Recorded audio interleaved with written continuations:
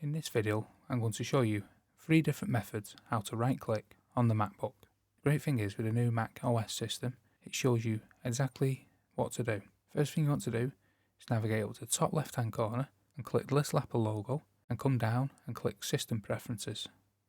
Then you want to come across to Trackpad. If you don't see Trackpad, you can use the search box in the top right hand corner to find it.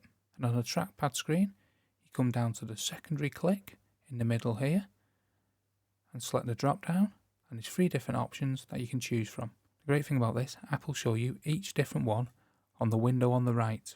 First we'll show you the click or the tap with 2 fingers.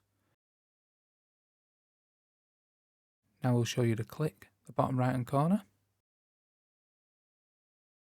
And lastly, we'll show you the click in the bottom left hand corner. This one is ideal for left-handed people. And that's 3 different methods how to right click on the MacBook. I hope this video was helpful. If it was, please hit the like button below and check out this next video for another quick Mac tip. And thank you for watching.